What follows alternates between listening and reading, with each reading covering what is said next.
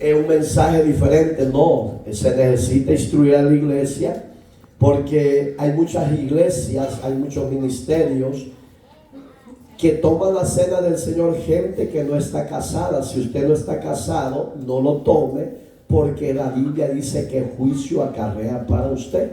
No es que queramos prohibirle la cena del Señor. La cena del Señor es para todo aquel que ha nacido de nuevo, que tiene buen testimonio, que se ha sumergido en las aguas como creyente y que tiene a Cristo como Señor y Salvador.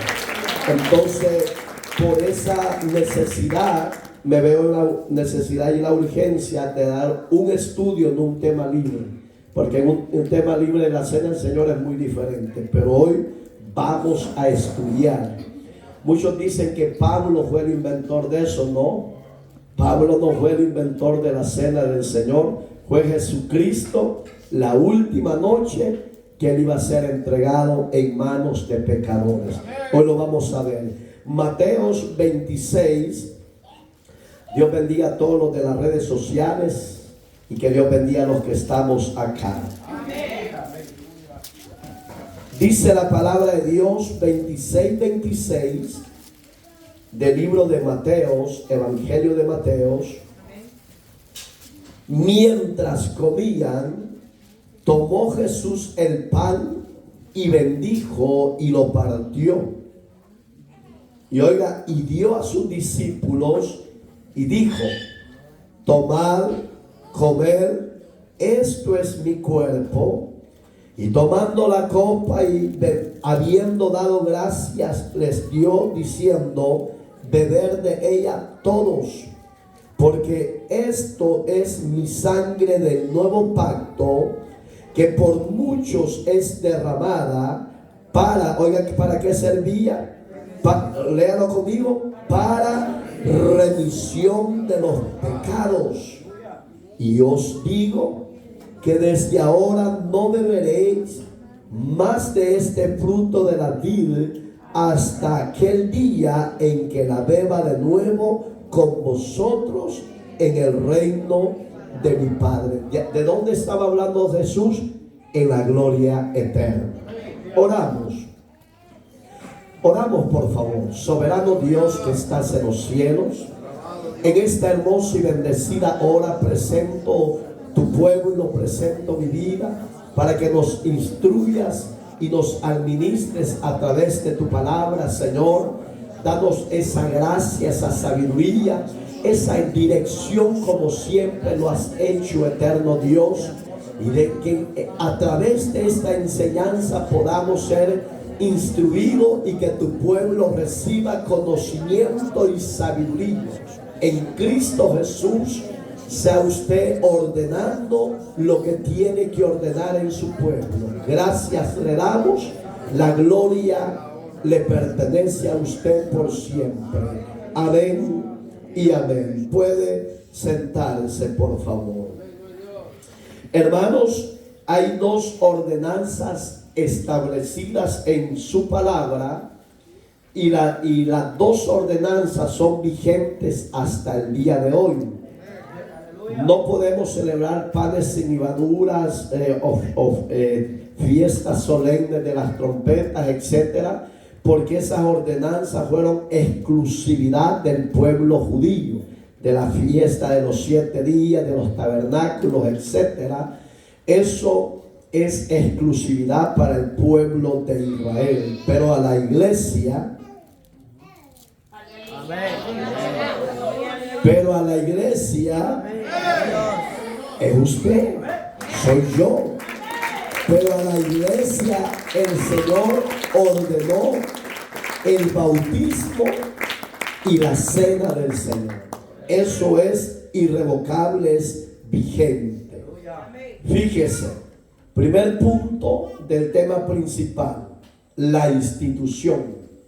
Digamos que Jesucristo estaba como dando señales, evidencias de haber reunido a sus 12 discípulos. Acuérdense que en esa época a Jesús lo seguían multitudes, pero él solo eligió a 12. Entonces, en esa oportunidad le da el privilegio de reunir a los 12 de nuevo en un aposento alto, y ahí empezó a instruir. La palabra institución es instruir, enseñar. Entonces Dios le estaba enseñando el principio de la cena de Él. ¿Qué estaba haciendo? Él iba a mostrarles, iba a decir que la Pascua era Él. Iba a decir que el pan que iban a tomar era la vida que Él iba a ofrecer por usted y por mí y por toda la raza humana. Entonces, como punto inicial de la institución, punto A, la Santa Cena fue instituida al finalizar la comida pascual. ¿Qué estaba haciendo Cristo cuando les entregó el pan y lo repartió entre ellos? Era el pan pascual, era la figura, era el símbolo de su personalidad que lo estaba repartiendo entre sí. ¿Está acá, hermano? Y eso, ¿a dónde se ve? En el capítulo 26, siempre de Mateo, verso 17. Cuando usted lo tenga, por favor, dice un fuerte gloria a Dios. Acuérdese que hoy estamos siendo enseñados, instruidos. Dice la palabra: el primer día de la fiesta de los panes sin levadura, vinieron los discípulos a Jesús diciéndole, oiga la pregunta, ¿dónde quieres que preparemos para que comamos la Pascua? Digamos que la cena del Señor era la Pascua y se celebraba cada primer día de la semana. Entonces, ahí vemos que los discípulos tenían esa inquietud, esa curiosidad de querer saber si se iba a hacer o no se iba a hacer, si se iba a celebrar o no se iba a celebrar. Entonces que Jesús no la quitó, sino que la estableció, le dio un mandato, una orden. Entonces, oiga lo que dice Éxodo: la primera vez que el pueblo judío celebró la fiesta de los panes sin levadura, porque en el desierto los panes sin levadura, Dios le estaba hablando a Moisés y a Israel en el desierto que el pan sin levadura era Cristo, porque acuérdese que Cristo vino sin pecado, murió sin pecado y resucitó de entre los muertos sin pecado. En el Éxodo capítulo 12, verso primero, oigan al primero que Dios le reveló de la celebración pascual. ¿Ya lo tiene? Léemelo, por favor. Habló Jehová a Moisés y a Aarón en la tierra de Egipto, diciendo: este mes os será principio de los meses, para vosotros será el primero en los meses del año. Hablad a toda la congregación de Israel, diciendo: en el 10 de este mes, tómese cada uno un cordero según la familia de los padres, un cordero por familia. Mas si la familia fuera tan pequeña que no baste para comer el cordero, entonces él y su vecino inmediato a su casa tomaron uno según el número de las personas. Conforme al comer de cada hombre haréis la cuenta sobre el cordero. El animal será defecto, Sin defecto, macho de un año, lo tomaréis de las ovejas o de las cabras, y lo guardaréis hasta el día 14 de este mes, y lo inmolará toda la congregación del pueblo de Israel entre las dos tardes. Sí. Y tomarán de la sangre y la pondrán en los dos postes y en el dintel de las casas en que lo han de comer. Y aquella noche comerán la carne asada al fuego, y panes sin levadura con hierbas amargas lo comerían. Ninguna cosa comeréis de él cruda, ni ni cocida en agua, sino asada al fuego, su cabeza con sus pies y sus entrañas. Entrañas. Ninguna cosa dejaréis de él hasta la mañana, y lo que quedare hasta la mañana lo quemaréis en el fuego. Sí. Y lo comeréis así, ceñidos vuestros lomos, vuestro calzado, vuestros pies y vuestro bordón en vuestra mano, y lo comeréis apresuradamente. Es la Pascua de Jehová. Siga. Pues yo pasaré aquella noche por la tierra de Egipto, y heriré a todo primogénito en la tierra de Egipto, así de los hombres como de las bestias, y ejecutaré mis juicios en todos los dioses de Egipto, yo Jehová. Y la sangre os será por señal en las casas donde vosotros estéis, y veré la sangre y pasaré de vosotros, y no habrá en vosotros plaga de mortandad cuando hiera la tierra de Egipto. Y este día os será en memoria, y celebraréis como fiesta solemne para Jehová durante vuestras generaciones, por estatuto perpetuo los celebraréis. 7 días comeréis panes sin levadura, y así el primer día haréis que no haya levadura en vuestras casas, porque cualquiera que comiere leudado desde el primer día hasta el séptimo será cortado de Israel. Gracias. Denle una ofrenda de pan. Yo quiero que usted ponga mucha atención por qué se da la fiesta de los panes sin levadura en el desierto. Todavía no habían salido, estaban en Egipto, estaban en la esclavitud. Pero Israel sabía que el Dios que los estaba llamando era el mismo Dios de Abraham, de Isaac y de Jacob. Todo este capítulo fue inspirado, diseñado y dado a Israel para, oiga como dice, para estatuto perpetuo, el verso 13, de generación en generación, para los israelitas, para los judíos. Pero ¿por qué Dios lo reveló y lo manifestó y les dijo, háganlo? Si lo pusimos atención, que si la familia era pequeña, dice que fueran a traer a mi hermano César a velar, porque tiene una familia grande. Le dice, porque el corderito que estamos sacrificando en honor a Jehová, porque el cordero era y es Cristo. Entonces eso era una figura, un símbolo de libertad, un símbolo de remisión de pecados. Pero póngase imaginar, Dios le había ordenado a Moisés antes de que viniera a su pueblo, y le dijo al rey, le dijo, mañana Dios ejecutará sus primogénitos, ejecutará las bestias del campo, los primogénitos, y nadie de ustedes quedará vivo. Entonces, cuando él da esa orden, Dios inmediatamente llama a los principales de las tribus y les ordena, sacrifiquen un cordero sin defecto, sin mancha, sin que no esté choco, ni tuerto, ni cojo, sea limpio ese cordero. Ellos no lo sabían qué significaba, pero Dios les estaba dando evidencia de que ese pequeño cordero era la figura pascual del Cordero de Dios que quita el pecado del mundo. Hasta el día de hoy, la iglesia cristiana tiene que celebrar la cena del Señor. Y muchos no lo celebramos. Lastimosamente nos hemos hecho tan religiosos. Para más, la iglesia tradicional hace sus misales.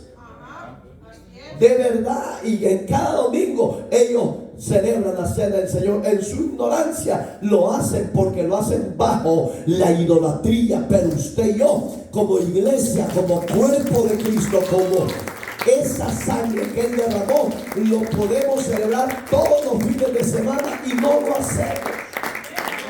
Fíjense, ¿para qué era? Ve el verso 6. Y tomarán la sangre y la pondrán en los dos postes y el dintel de las casas, que es lo de arriba, hoy se conoce como moldedura, en la que los han de comer. ¿Por qué? Porque más abajo dice que el ángel iba a pasar, pero donde viera la sangre, ese ángel se iba a desviar y no iba a entrar. Oiga, qué misericordia de Dios para usted y yo. Gente depravada, gente corrupta, hemos hallado gracia delante de Dios, y el enemigo nos acecha, nos ataca, nos quiere matar, pero ¿sabe qué ve el enemigo en usted y en mí? La sangre del Cordero. Israel era en los dinteles literalmente, pero hoy en usted y en mí lo tenemos en el corazón, lo tenemos en la mente. Alabado sea el Señor. La sangre hasta el día de hoy tiene poder para librarnos de tanta peste destructora. ¿Por qué nos enfermamos o por qué morimos? Eso es lo normal del orden de Dios. Pero tenemos una garantía, un sello. Entonces, la Pascua representaba la vida de Jesús y el pan representaba su cuerpo. Su sangre de ese pequeño machito cordero o esa ovejita era la figura de la sangre que hundía el verdadero cordero en la cruz del Calvario, en el lugar llamado el Gólgota, la calavera. Por tus pecados y los míos se derramó la perfecta sangre carmesí. Se siente privilegiado. Hoy cambiemos. Oiga cómo quiere Dios que andemos. Verso 4. El animalito tenía que ser perfecto, sin defectos. ¿Cómo quiere Dios que ande en la iglesia? En perfectos caminos. ¿Cómo está la mayoría de creyentes? Damos lástima. Mucha iglesia, muchos cristianos, muchos ministerios tan liberales, tan paganos, tan mundanos, que no se ve la diferencia. Usted y yo ya no somos animales irracionales, somos animales con conocimiento que Dios existe y que Dios es santo y que Dios viene por esa iglesia que Él dio su vida en esa cruz. Sin defecto, uno al año ofrecieran. Entonces, pero lo que me gusta es esto. Bueno, todo es hermoso. Verso 14.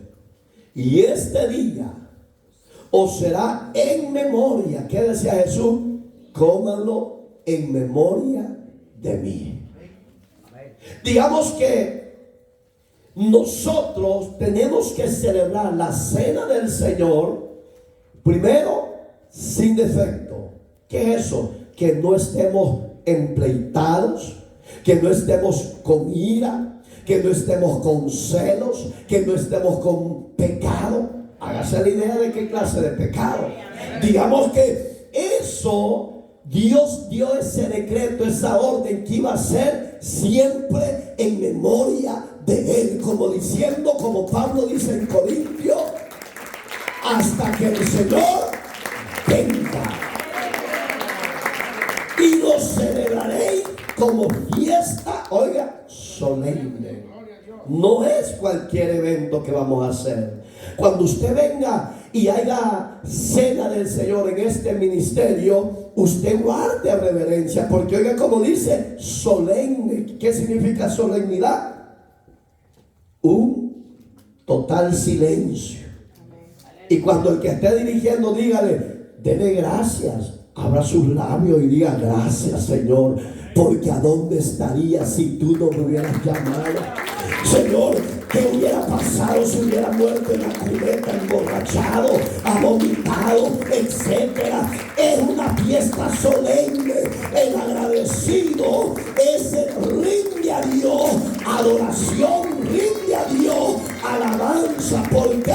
Porque muerto era, pero hoy vive por ese sacrificio. ¿Verdad que es hermoso? Solemne para Jehová durante vuestras generaciones. Según Mateo dice que han pasado 48 generaciones con la nuestra. ¿Lo ha leído? No creo que usted no. Bueno, es que usted no lee, hombre. Llévese este vestido. Llévese. Para eso sí tienen tiempo. Seguimos mejor. Oiga, qué bonito. De generación por estatuto. ¿Qué entiende usted yo como la palabra estatuto? Es una orden. Es un reglamento. Es una ordenanza, una enseñanza que es inquebrantable. Entonces, Iglesia de Cristo, de diferentes denominaciones y en especial Misión Cristiana Bethesda y a las iglesias filiales, celebremos solemnemente la cena del Señor, proclamando su segunda venida por su pueblo. Aleluya. Perpetuo es por siempre. B, del tema principal. La cena del Señor fue llevada a cabo en el aposento alto. ¿Dónde lo dice? Véanlo. Búsquelo por favor. Marcos capítulo 14, Evangelio de Marcos 14:12. Y envió 2 de sus discípulos y les dijo: ir a la ciudad y os saldrá al encuentro un hombre que lleva un cántaro de agua. Seguirle. Y donde entrare, decir al señor de la casa: el maestro dice, ¿dónde está el aposento donde he de comer la Pascua con mis discípulos? Y él os mostrará un gran aposento alto, ya dispuesto y preparado para nosotros allí. Fueron sus discípulos y entraron en la ciudad y hallaron como les había dicho y le prepararon, léalo duro, y le prepararon la Pascua. Le prepararon La Pascua. Abra la boca todos, hermanos. Habemos más de 60. Es pecado que estén con esa rebeldía. Y le prepararon La Pascua. solo 4 se oyen. No te lo lleves, Señor, llévame a mí. Aleluya, gloria a Dios. Ahí sí despertaron. Oiga, y le prepararon la Pascua. Como yo me pregunto para los indoctos, a los que tuercen las sanas palabras del Evangelio de Cristo, y aquellos que niegan la autenticidad de la persona de Jesús, y aquellos que dicen que Jesús no es Dios, que Jesús es esto. Yo digo, ¿en qué ignorancia o en mente corrompida entra esa perversión en su mente? Si aquí lo dice, oiga, Jesús no iba con ellos. Él les da la orden y le dice: vayan a la ciudad, van a encontrar a un hombre sacando agua y síganlo. ¿Qué es eso? No era un hombre que iba a adivinar eso. Tenía que ser Dios, porque Jesús es Dios en sí. Es un Dios omnisciente. Le estaba adelantando los acontecimientos que se iban a dar, y si Dios no hubiera sido Jesús, no se hubiera dado. Porque el hombre pronostica, pero el hombre se equivoca. Pero Dios pronostica y se cumple, porque Él es el Dios creador de los cielos y la tierra. Y le dijo: entren a esa casa, pregúntenle al señor de la casa, al dueño de la casa. Oiga, con qué autoridad le dijo: y pregunten y díganle dónde está el aposento alto preparado para la cena del Señor. Si yo mando a mi hermano y le digo, vete a tal ciudad, yo no le puedo pronosticar nada porque yo soy un simple siervo de Dios. Pero si Dios se le revela, Dios le da el mapa, le da lo que va a acontecer, él no tiene que dudar, porque si Dios lo guía, nada malo le puede pasar. ¿Qué estaba viendo Dios en sus discípulos? Obediencia. Y cuando ellos vieron lo que Jesús les había dicho que así aconteció, ¿cree que la fe de ellos no creció? Claro que creció. Punto C de la cena del Señor.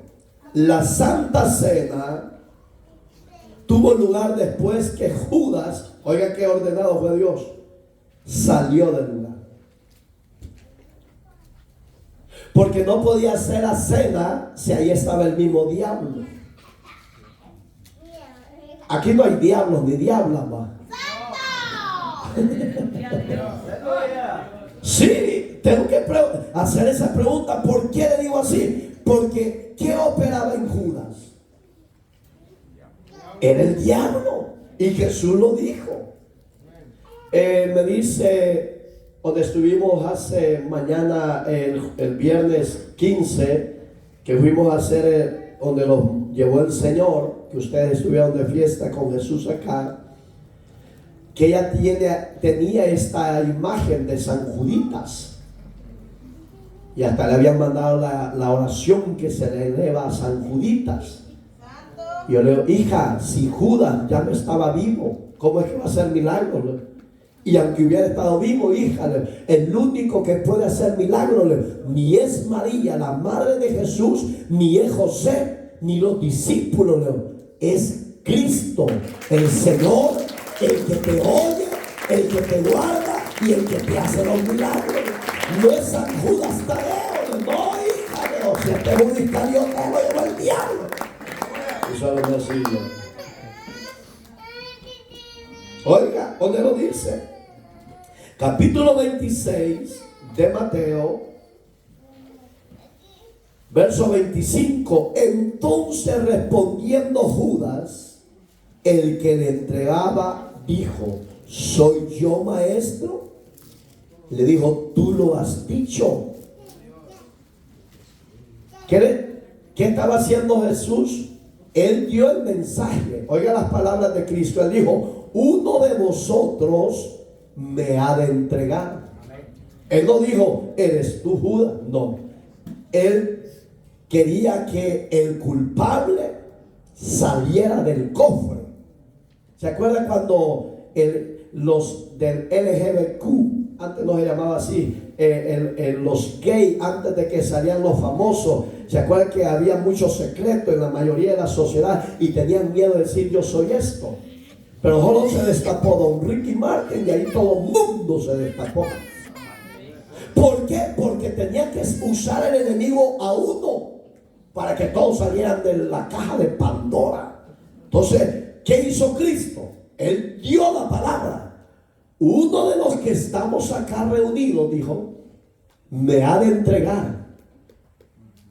Él no dijo, yo no. Pero cuando Jesús termina esas palabras, él dice, ¿seré yo, Señor? La conciencia a muchos los acusa y los señala. No es necesario que Dios te condene. El hombre va a ser condenado por sus propias decisiones. El hombre será exaltado y será llevado a la gloria por su sabiduría de sabia decisión de entregarse y recibir a Cristo como Salvador. Pero me gusta donde le dice, tú, le dijo Jesús, lo has dicho. Como diciéndole, yo no te condeno. Tus propios labios te están condenando. Entonces, cuando haga algo, no deje que Dios lo vaya a descubrir de su propia voluntad. Venga al altar y dígale, Señor, en verdad te fallé, robé, me llevé a la vecina, al vecino. Dice Juan, el Evangelio de Juan, porque hoy solo vamos a hablar de la vida de Judas ahorita. para que usted entienda a dónde Dios nos quiere llevar. 13:26 de Juan, perdón. Respondió Jesús, ahí sí ya fue más específico: a quien yo diere el pan mojado, aquel es. Y mojando él el pan, lo dio a Judas Iscariote, hijo de Simón. Y después del bocado, oiga qué pasó, porque ya había en él eso. ¿Qué pasó? Satanás entró en él. Entonces Jesús le dijo: lo que vas a hacer, hazlo más pronto. Hoy yo pregunto, ¿Judas le dijo que Satanás había entrado? No. ¿Por qué Jesús se lo dijo? Repito, porque Jesús es Dios. Y es Dios omnisciente, que todo puede, todo sabe y todo lo escudriña. Entonces, cuando Cristo le dijo esas palabras, dice la Biblia, siga conmigo leyendo. ¿Cómo le dijo? Estaban en la mesa, entendió por qué le dijo eso.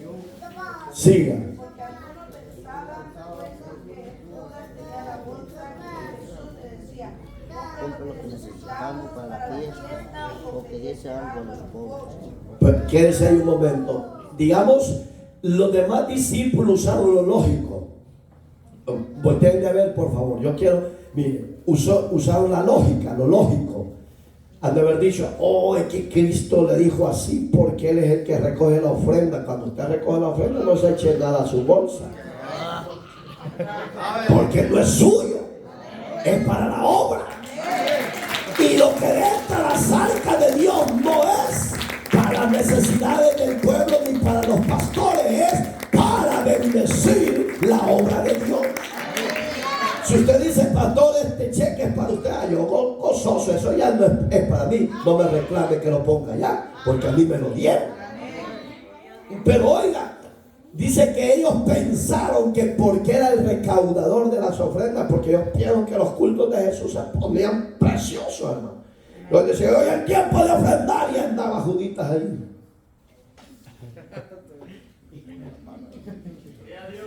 Y llegaba hasta el último. Yo creo que aquel cansado moría y decía: tengo derecho a agarrarme unas chiricas de esto para acá y esto aquí. Por si usted lee, si no ha leído la Biblia, Judas dice que compró un terreno. ¿Será de lo que le robó a Jesús a la obra? Usted sabrá. Y venimos para acá. Vení para acá.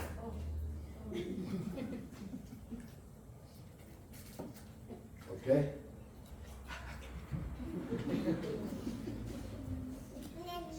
Dice el 30: cuando él pues hubo tomado el bocado, luego salió, y era de qué? El diablo ¿a qué horas trabaja? Cuando usted y yo estamos reposando. Entonces hay que tener mucho cuidado con lo que Dios pone en su corazón. Le voy a poner un ejemplo. Llega el tiempo de darle a Dios. Usted ya trae desde su casa: voy a dar $1 de ofrenda. Transero, tacaño y ladrón. Porque el diablo eso le pone para que Dios no lo bendiga a usted al 100%. Pero si usted se dejara guiar por Dios, por su espíritu, usted ya no hace lo que usted quiere, hace lo que Él le pone. Esto vas a dar. Porque cuando Dios te pide, es porque dice su palabra que Él te quiere dar aún más. Entonces ya aprendió lo de Judas. Muchos dicen que de lo que robó se compró, donde se fue a ahorcar. Hay un pastor, yo se lo dije en mensajes anteriores, que reafirma y ha puesto a la mayoría de miembros, como unos 2,000 miembros o más tiene su iglesia, y les ha dicho él que Judas está en el cielo. Si él mismo se quitó la vida, si él mismo se mató, ¿Cómo es que va a estar en el cielo si cuando ni tiempo de decir Dios te fallé, perdóname, nada? Entonces estos pastores que no me vengan con cuentos de vieja. La Biblia dice: maldito aquel que se quitare la vida. Eso enseñan pastores flojos.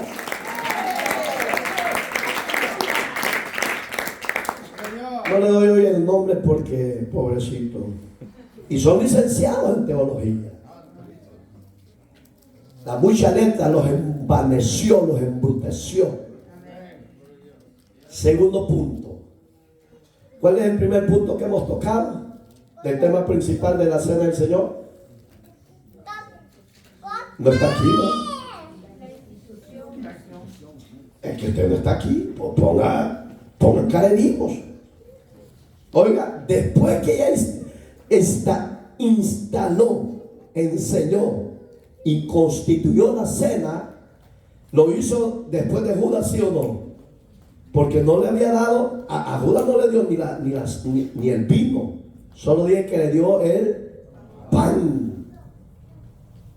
Hoy vamos a hablar del pan. ¿Qué significa el pan? Punto A. Jesucristo es identificado como el pan que da vida a todos los humanos. ¿Lo enseñó Jesús, sí o no? ¿Por qué lo enseñó Jesús? Por dos razones.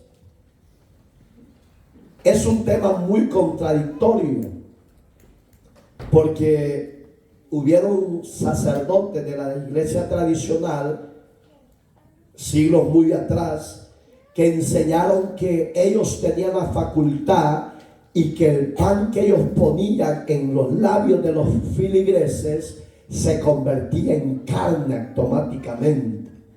Eso es mentira y eso se llama reencarnación, y Cristo no hace eso.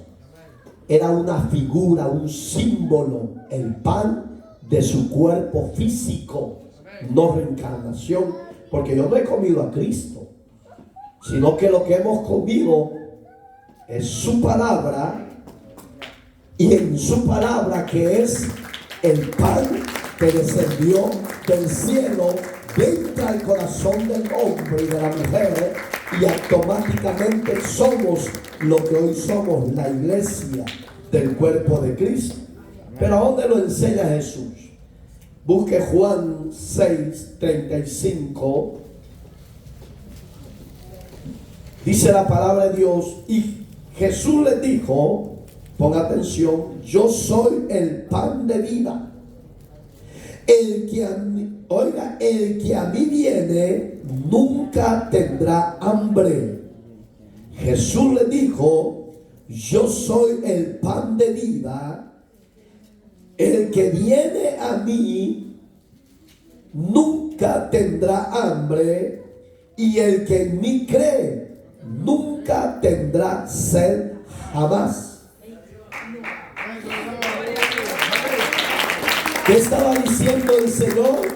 Si usted le pone atención, dos áreas suple Dios. Cuando yo creo en Él y yo vengo a Él y le recibo como Señor y Salvador, automáticamente Él entra a mí y hace morada, porque es el pan de vida para mí. Y a la vez, cuando yo ya estoy dentro de Él y Él dentro de mí, mi cuerpo Él lo usa, morada a través de su espíritu, Él sacia. Mi sed la quita. Entonces, ¿está hablando de la sed física o de la sed espiritual? De la sed espiritual. Digamos que el maná que usted come no es el pan de un omelette, un New York. Ya se ve. Está hablando del pan que es su palabra. Cuando usted recibe a Cristo, le entra a usted un apetito espiritual de escudriñar su palabra, de leer su palabra, de ser instruido en su palabra, y usted, en vez de comer pan físico, usted tiene sed de la palabra, sed de ese río de su espíritu. Y lo reafirma el verso 51. Oiga lo que dice de ese capítulo 6. Yo soy el pan vivo que descendió del cielo. Si alguno comiere de este pan, vivirá para siempre. Y el pan que yo le daré es mi carne, la cual yo daré por la vida del mundo. Hoy yo pregunto, ¿el mundo ha recibido ese pan o lo ha rechazado? Lastimosamente, el 90% de la raza humana de diferentes etnias, culturas y países no quieren saber nada de Jesús. ¿Qué están haciendo? Rechazando el pan de vida. Y el que rechaza el pan de vida no ha comido de su carne, que es su cuerpo. Ese hombre y esa mujer siguen muertos en delitos y pecados, siguen muertos en sus placeres carnales, pero ellos no podrán ser resucitados para gloria eterna, sino resucitados para juicio eterno, porque la paga del pecado es la muerte. Entonces dura, pero es la realidad. Segundo ejemplo, parte del pan, la D, parte D. El cuerpo humano es sustentado con pan. Hablando de cuando mi hermano, ay, Morena, le dice, ya no quiero casamiento, solo esto me das todos los días, hija. Oye, echate unas pupusitas locas, le dice. No, quiero que usted entienda, porque aquí están los dos ejemplos. El cómo se sustenta el cuerpo de él, cómo se sustenta mi cuerpo físico. El cuerpo físico quiere pupusas locas. El cuerpo físico quiere un cafecito bien calentito. Pero oiga, hoy vamos a hablar también del cuerpo espiritual. ¿Cuál es el cuerpo espiritual, Martín? El alma. Entonces, ¿cómo le voy a llevar al alma? Alma, echate un buffet. Y dice el alma, no me gusta.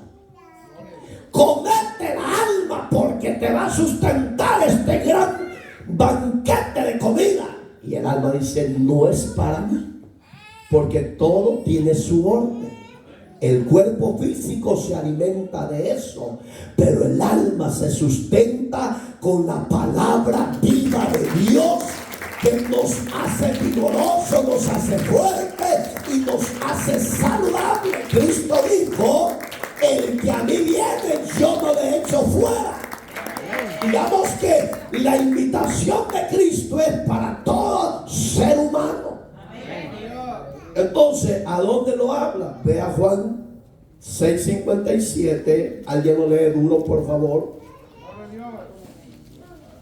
envió el Padre viviente, y yo vivo por el Padre, asimismo el que me come, él también vivirá por mí. Siga. Este es el pan que descendió del cielo, no como vuestros padres comieron el maná y murieron. El que come de este pan vivirá eternamente. Dele ofrenda de pan. Estamos entendiendo. Aquí aparecen los dos ejemplos. El cuerpo físico se alimenta con alimento, y el cuerpo espiritual, que es el alma, se alimenta con su palabra. Oiga, ¿cómo me envió el Padre? ¿De quién estaba hablando Jesús? De sí mismo. Así como el Padre me envió a vosotros, yo vivo por el Padre. Oiga, están unidos sustentativamente, no están separados como dice mucha gente. No, Ellos están unidos en sí, porque son la misma esencia, la misma soberanía, la misma santidad, la misma pureza. Así mismo, oiga, ahí ya no va a hablar del Padre ni de sí, sino está hablando de su iglesia. Así mismo, el que me come, está hablando de su palabra, él también vivirá por mí. Este es el pan que descendió del cielo. ¿De quién hablaba? De sí mismo. Gloria a Dios. Jesús 100% fue hombre y 100% Dios. Gracias. ¿A dónde lo reafirma que fue 100% hombre y 100% Dios? No lo traigo en mi estudio, pero búsquelo. 9:6 del libro de Isaías. Me lo lee duro, por favor. Un niño os es dado. Oiga, 100% hombre. Un hijo os es dado. La siguiente porción que se ya está hablando de él. Oiga, de Dios, de sí. Léelo. Hijo nos es dado y el principado sobre su nombre, y él se llamará su nombre admirable, consejero, Dios, fuerte, Padre eterno, príncipe de paz. De la ofrenda de palmas. Ese niño, oiga como dice aquí, este es el pan que descendió del cielo. Estaba hablando de ese niño, de ese hijo os es dado. El niño es el 100% hombre humano. Pero cuando dice hijo os es dado, está hablando de sí mismo. Gloria a Dios. Ese niño es admirable, consejero, Dios fuerte, Padre eterno, príncipe de paz. Él venció el pecado. Él es el maná de vida para usted y para mí. El que ya lo tiene, ese pasó de muerte a vida. Usted ya lo tiene. Lo tiene. No sé por qué estoy débil, pero despierte usted. Y oiga qué bonito. Aquí ya metió al cuerpo humano. Póngale atención. No como vuestros padres. ¿De quién está hablando? De Israel en el desierto. Porque ellos querían carne. Moisés, danos carne. ¿Cuántos quieren carne acá?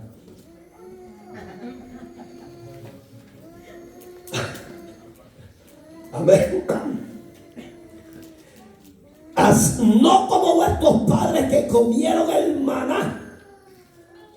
El maná, hermano, según los historiadores, era una hojuela blanquita, bien finita. ¿Cómo la diseñó Dios? No me pregunte, Él es soberano y Él hace como a Él le place. Pero qué perfecto Dios el cual usted y yo tenemos. Un Dios que todo lo puede y un Dios que todo lo existe. Ese maná lo comieron los más de 3 millones de personas aproximados, porque se acuerdan que ya hicimos números en mensajes anteriores. Salieron 600,000 hombres a pie, dice la Biblia, literalmente. ¿Cuántas mujeres? 600,000. ¿Ya cuántos van ahí? 1.200.000. Multiplique los niños, multiplique los jóvenes.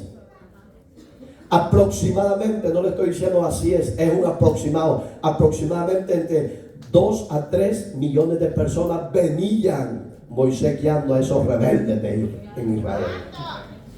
Y nosotros de pastores con unos 200 miembros, hasta los pelos se nos caen. Oiga, y qué perfecto es Jesús, que es Dios. Porque allí donde patalean los Jesus Only, los testigos contra Jehová, que no, Jesús no es creador, Él fue creado, que el Señor reprenda al diablo. Los testigos fueron creados por Jesús. Lo acepten o no lo acepten, eso es lo que enseña este libro santo.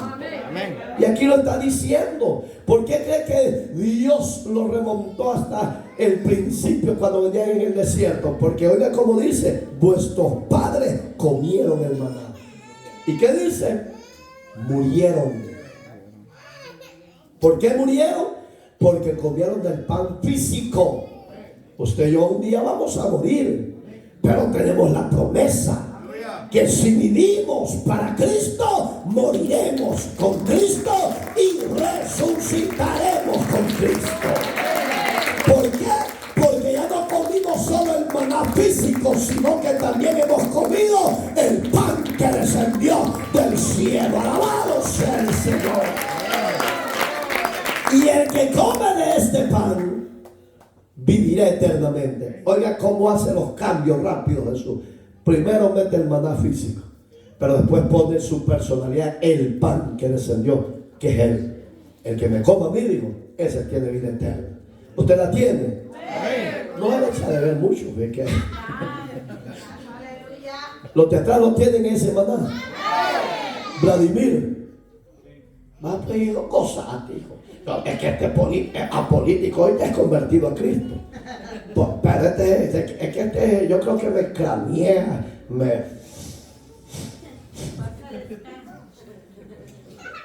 Verso C, ejemplo C del tema principal, que es el pan. Ya no estamos hablando de la institución de la cena del Señor. Dice el ejemplo, el partimiento del pan es un cuadro, oiga, de Jesucristo molido en la cruz.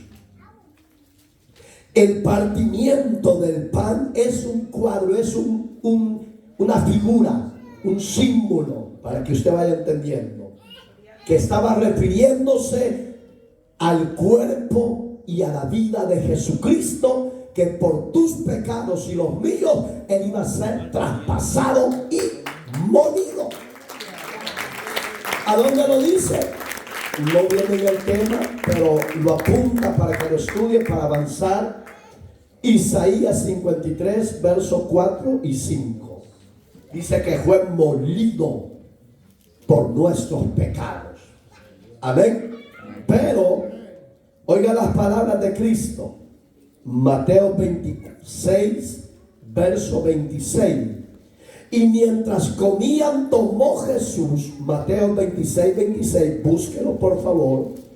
Y mientras comían, tomó Jesús el pan y bendijo, y lo partió y lo dio a sus discípulos, lo repartió entre sí y dijo: tomad, comed, esto es mi cuerpo. Mas él herido fue. Ya se fue, ya llegó. Ya estoy en Isaías. Mas él herido fue por nuestras rebeliones y vuestros pecados. Así dice Isaías 53:5. Búsquelo o apúntelo los que lo están apuntando. Y el castigo de nuestra paz fue sobre él, y por sus llagas fuimos nosotros curados. Oiga que tenía la eficacia ese cuerpo de Cristo, tenía un poder adquisitivo en sí para liberar, para perdonar pecados y para sanar a los enfermos. Gloria sea Jesús. Por los siglos de los siglos, Cristo es el Señor de vivos y muertos. Él nos redimió de nuestros pecados. Digamos que nuestro cuerpo de bajeza Él lo llevó en la cruz del Calvario. ¿Qué estaba haciendo? Lo estaba triturando, lo estaban moliendo por cada hombre, por cada mujer que Jesús quería salvar. Él libertó a ese hombre, pero Él fue molido su cuerpo por nuestros pecados. Dios es bueno, ¿va? Oiga el ejemplo del pan. Jesucristo es nuestra Pascua, el Cordero de Dios que murió por nuestra salvación. Hay muchas citas bíblicas, pero por causa del tiempo solo le vamos a dar una. Capítulo 5 de Primera de Corintios, verso 7. Oiga lo que hace. Hoy Pablo ya va a empezar a instituir la cena del Señor en las iglesias de Asia Menor. Limpiaos pues de la vieja levadura, verso 7, para que seáis nueva masa. Está hablando del cuerpo nuevo en Cristo. Sin levadura, la palabra sin levadura significa sin pecado, sin defecto. Acuerde que usted y yo, el rey David dice en el Salmo 51, verso 5, que en pecado hemos sido formados y en pecado nos tuvo nuestra madre. Esa palabra pecado es la levadura que Pablo dice sean sin levadura. ¿Y quién te quitó el pecado o la levadura?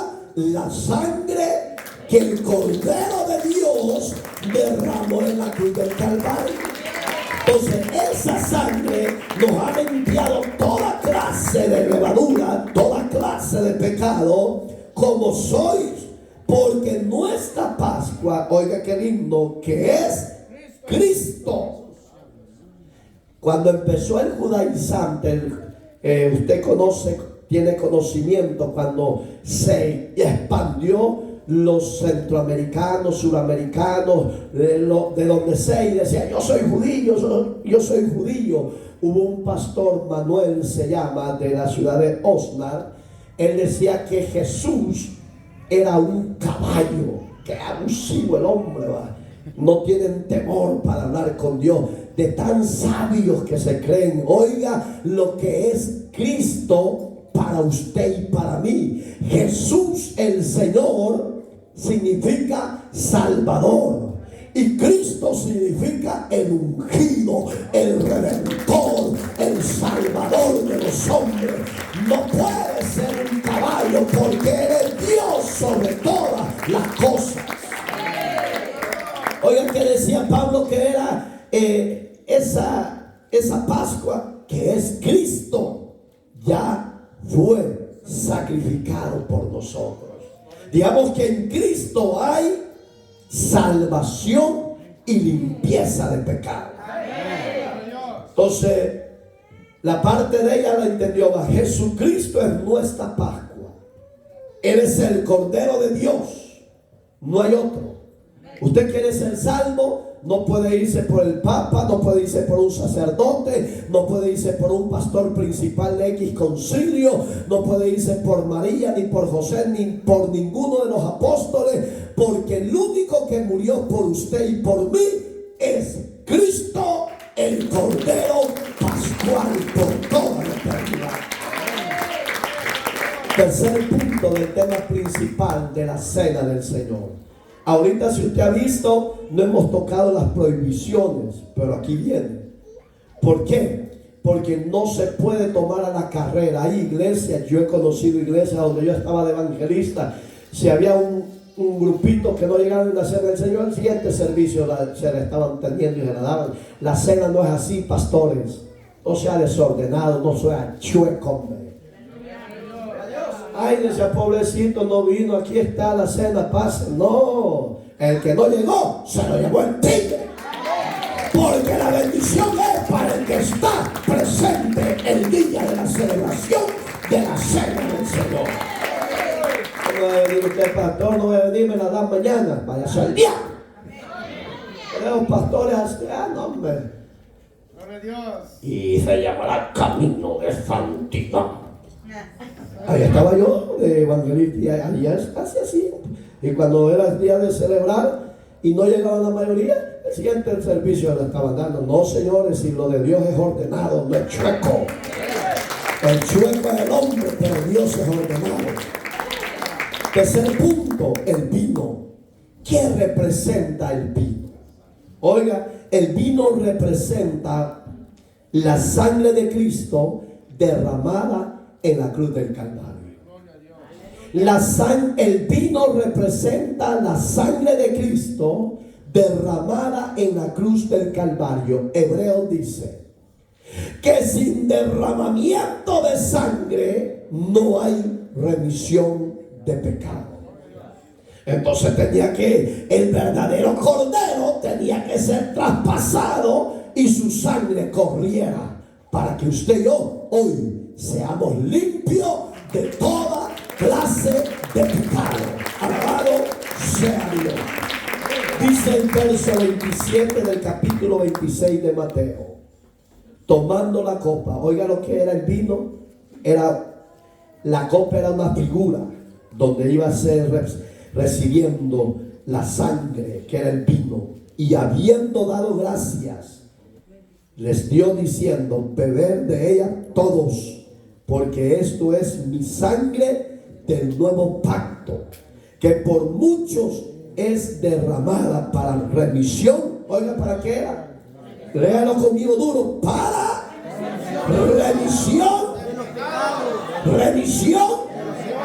Digamos, hermanos, si usted tiene a Cristo y no está seguro de la vida eterna, del perdón de sus pecados, yo le invito que hoy tenga un encuentro personal con el corazón, con Cristo, porque el sacrificio de Él en la cruz del Calvario es autentificado. Esa sangre que Cristo derramó por tus pecados y los míos en la cruz del Calvario son exclusividad para remisión de pecado. El apóstol Pedro dice: ay de aquel que pisoteare el nombre de Jesús y su sangre. Porque hay cristianos que no valoran el sacrificio. Viven paganamente. Hacen lo que les da la gana. Tenga cuidado. Dios está vivo.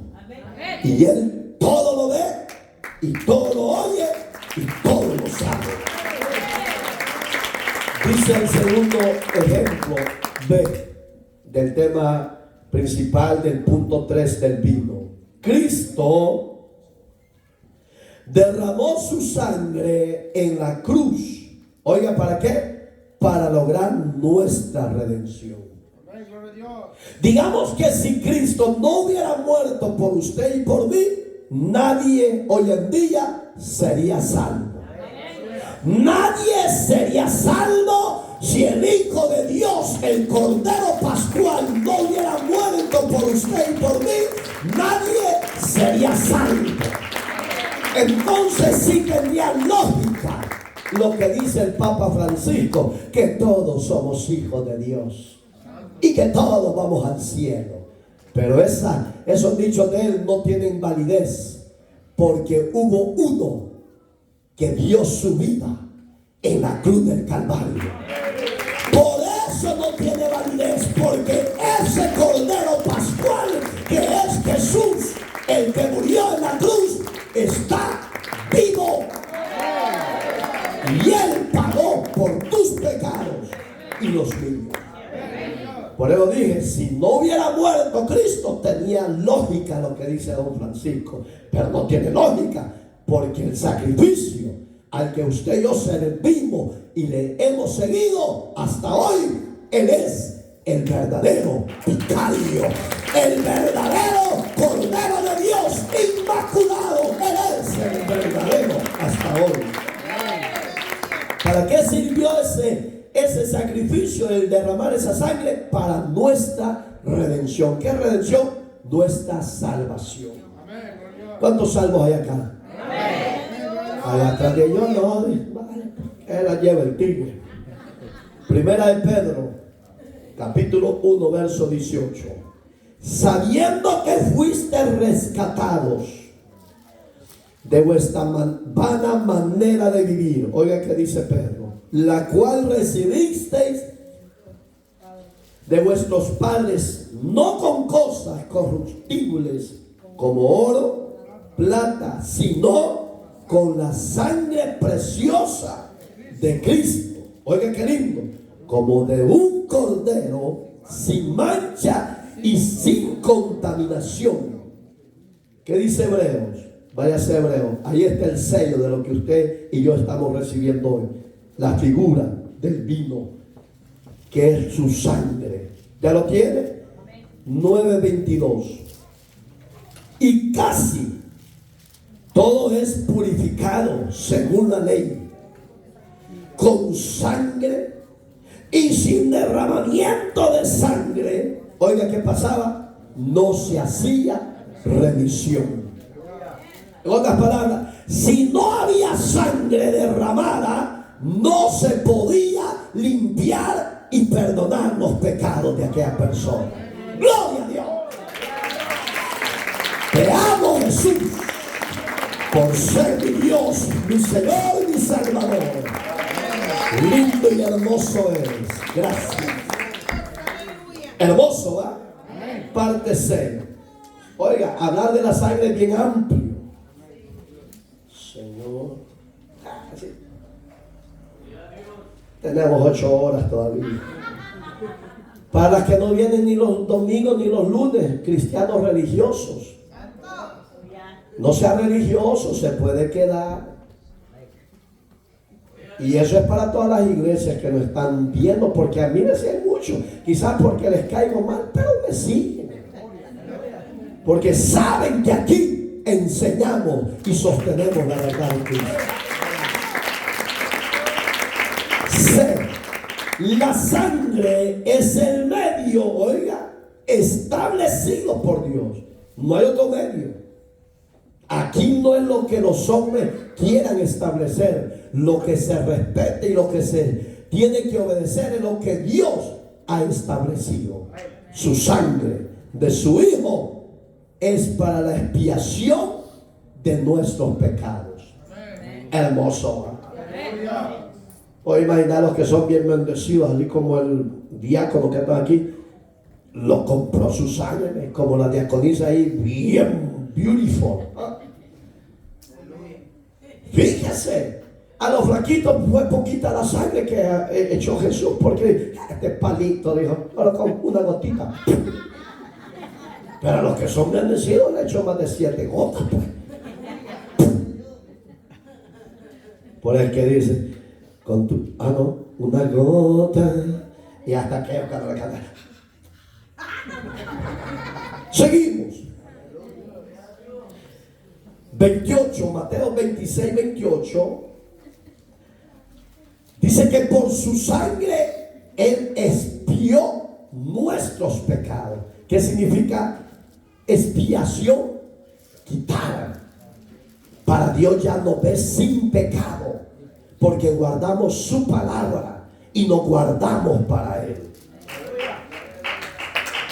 Por esto, porque esto es, oye la palabra de Cristo, mi sangre del nuevo pacto, que por muchos es derramada para remisión de los pecados. Ella está diciendo, les estoy expiando sus pecados, les estoy quitando sus pecados. El adúltero y ya no peca en ese pecado, dice Jesús, yo ya los limpié de ese pecado. Al idólatra que adoraba a otros dioses, yo ya los limpié. Hoy ya eres mi hijo, yo he dado la vida por ti. Amén, hermanos. Entonces, oiga, Levítico lo que dice 17:11, porque la vida, su vida y la mía está en qué, hermano? ¿En qué está su vida física? En pies. ¿O cómo sobrevive su vida y la mía? ¿Ah? Con su sangre. Digamos que la vida, por el que los testigos contra Jehová les enseñan a sus discípulos que es terminantemente hacer transfusión de sangre. Para ellos es pecado y mejor prefieren que el miembro se muera. Mira qué ignorancia. Voy a imaginar cómo voy a dejar yo que un ser muera si este pequeño líquido que Dios me puso puedo salvar a alguien, que lo use para salvar a alguien. No es pecado, pero ellos dicen no. El que lo haga está expulsado. Si ustedes también están expulsados del cielo, cabezones.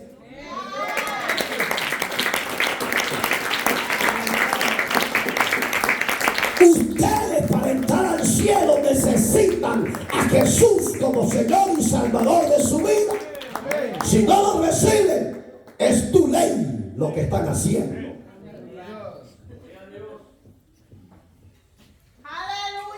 Porque Jesús, por eso dio su sangre.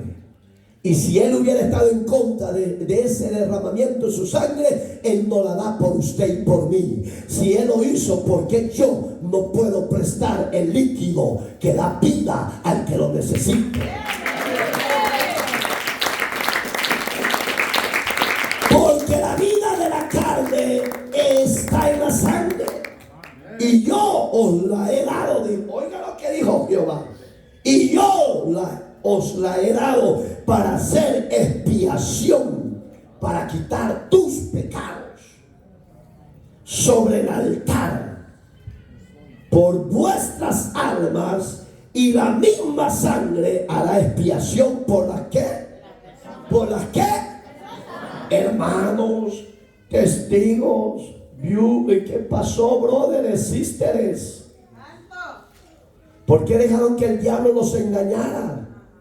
Si la sangre es una figura de poder, de libertad, de poder dar vida a lo que está muerto. Usted y yo sin Cristo, y si la sangre que Él derramó no me hubiese limpiado, de nada sirve decir que estoy vivo, porque Pablo 2:5 de Efesios dice: estando muerto por vuestros delitos y pecados, por gracia de Cristo y por su sangre derramada, sois salvos. Aleluya. Bendito sacrificio y bendita sangre que Él derramó y la dio por usted y por mí. Si usted es testigo, sálgase de ahí y busque la verdad de Cristo.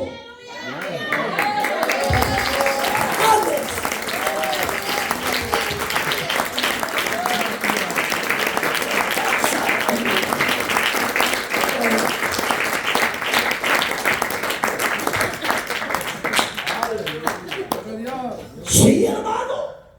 Si usted cree en esa doctrina de demonios, salga, porque Cristo es la verdad, Cristo es la vida y Cristo es el camino para ir al Padre. Él es el verdadero Cordero que derramó su sangre por ustedes. ¿Hermoso o no? Seguimos. Juan 2:2. Primera de Juan. Oiga las palabras del apóstol amado. Primera de Juan 2:2. Y Él es la propiciación. La palabra propiciación es expiación por nuestros pecados. Y no solamente por los nuestros, dice Juan, sino también por los de todo el mundo. Hasta por ustedes, testigos, que niegan la existencia de que Jesús es Dios. También para ustedes es. Para ustedes. Dice el inglés: la sangre de Cristo ha llevado a millones de almas al cielo. Ay, que es miserable ese amén, hombre. La sangre de Cristo que Él ha derramado ha llevado a millones de almas al cielo. Esa sangre hasta hoy tiene poder. Apocalipsis, hoy sí. 7:9. Dice Juan, el siervo amado, el de primera de Juan 2. Después de esto miré, y he aquí una gran ciudad, la cual nadie podía contar, de todas las naciones, tribus y pueblos y lenguas, que estaban delante del trono y en la presencia del Cordero. ¿De quién? ¿De quién? ¿De quién? Dígalo, ¿de quién? Del Cordero de Cristo, al que rechaza las naciones, que ha hecho ese sacrificio y esa sangre ha llevado millones a las almas al cielo. Y Juan lo veía, que estaban delante del trono y de la presencia del Cordero, vestidos de ropa blanca y con palmas ¿en qué? ¿Qué es la palma? La adoración que le dan a Dios. ¿Y usted que no le gusta adorar? A usted hay que ponerle en el botoncito de atrás algo para que le digan ¡ay, gloria a Dios! ¡Aleluya!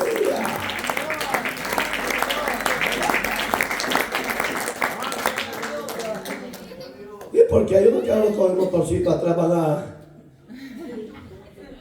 No, usted no es máquina. Que ya lo quieren suplantar es otra cosa. Si usted deja suplantar, usted es empapado. Sí, es que hay que hablar claro. La ciencia, lo que antes era ciencia ficción, hoy lo están haciendo una realidad. Pero si usted se deja, para mí el ser más hermoso y el más perfecto es al que Dios diseñó, al hombre y a la mujer. ¡Gloria a Dios! El verso 10. Y clamaban a gran voz diciendo: la salvación pertenece a nuestro Dios, que está sentado en el trono y al Cordero. Y todos los ángeles estaban en pie alrededor del trono, y los ancianos y los 4 seres vivientes, aleluya, postrados sobre su rostro del trono y adoraban a Dios diciendo: amén. La bendición y la gloria y la sabiduría y la acción de gracia y la honra y el poder, la fortaleza sean para nuestro Dios por los siglos de los siglos. Amén. Gloria, gloria a Dios por siempre. Qué terrible grandeza que mora en Dios. Dice el 13, es que yo cuando veo estas bendiciones me emociona. Usted no ha venido mi marido y déjese flojo, hombre. No ha venido mi mujer, déjese floja. No vino mi hijo, déjelo. El que se perdió la bendición es él, pero usted y yo alegrados y gozados porque la boda del Cordero se aproxima.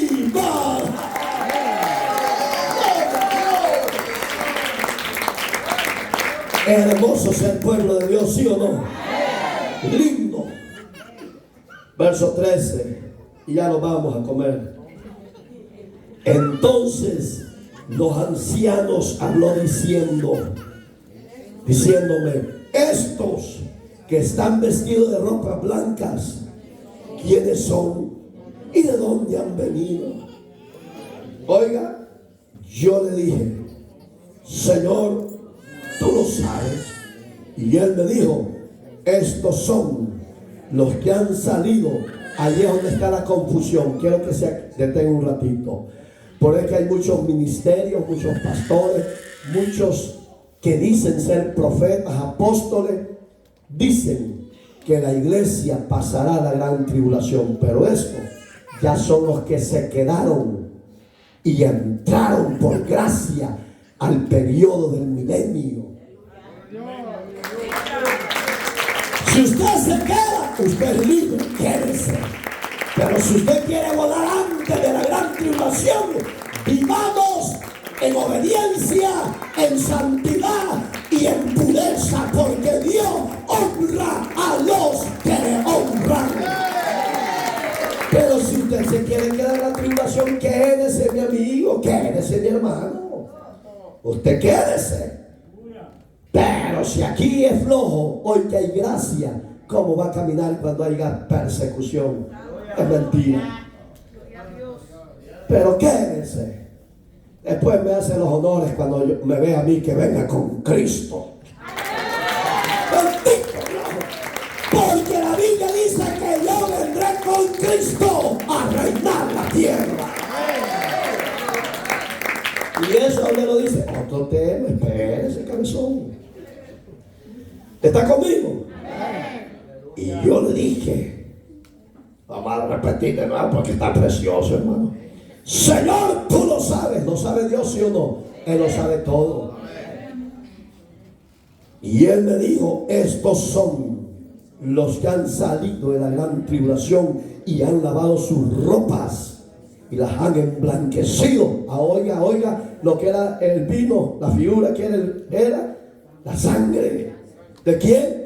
Del Papa, del cardenal, del pastor principal. ¡No! Si nosotros ni volemos ni llenemos, hombre. Si aquí el grande en las iglesias del cuerpo de Cristo no es el presbítero, ni el licenciado, ni el obispo. Es el Rey de Reyes, el Señor de los Señores. Su nombre es admirable y consejero. Es Jesús. Qué lindo. No somos emocionalistas ni fanáticos, es la promesa que tenemos. ¿A dónde celebrará la iglesia por última vez la cena del Señor? En el cielo. ¿A dónde lo reafirma? Ahorita. Y con eso terminamos. 5 minutos y nos vamos. Se llama el cuarto punto, la futura celebración. Hemos tocado la institución del tema principal, la cena del Señor. Hemos tocado el pan como parte 2. Hemos tocado parte 3, el vino. Ya vimos qué significa el vino, qué función hace en el cuerpo celestial de Cristo para favor de la iglesia. Y hoy, la futura celebración. Hermoso va. Oiga qué dice Mateos 26, 29. Búsquelo, por favor. No se vaya ignorante. Si venía ignorante, hoy vaya a ser lleno de conocimiento y de sabiduría de parte de Dios. Y os digo que desde ahora no beberé más de este fruto de la vida, hablando de sí mismo, hasta aquel día. ¿De qué día estaba hablando Dios? De tiempos eternos, en que lo beba nuevo con vosotros en el reino de mi Padre. Gloria a Dios. Oiga este ejemplo. El Señor sufrió la cruz con la esperanza de llevar a su iglesia en el reino celestial. ¿Usted se queda o se va? Usted y yo nos tenemos que ir para gloria de Dios antes de la tribulación. Lo creo lo demás o no, y eso no me quita el sueño. Es lo que Dios me enseña. Yo lo creo, lo recibo y lo estoy esperando en gloria. Hebreos 12:2. Puesto los ojos en Jesús, el autor y consumador de la fe, el cual por el gozo puesto delante de él sufrió la cruz, menospreciando el oprobio, y se sentó a la diestra de Dios. Digamos que el Señor ya derrotó principados, potestades, huestes espirituales de maldad en las regiones celestes. Él ya venció el pecado, ya venció todo. Hoy Él nos ha exaltado, porque dice la Biblia que si Él ha vencido al mundo, nosotros también con Él venceremos para gloria de su nombre. Cierre sus ojitos y oramos.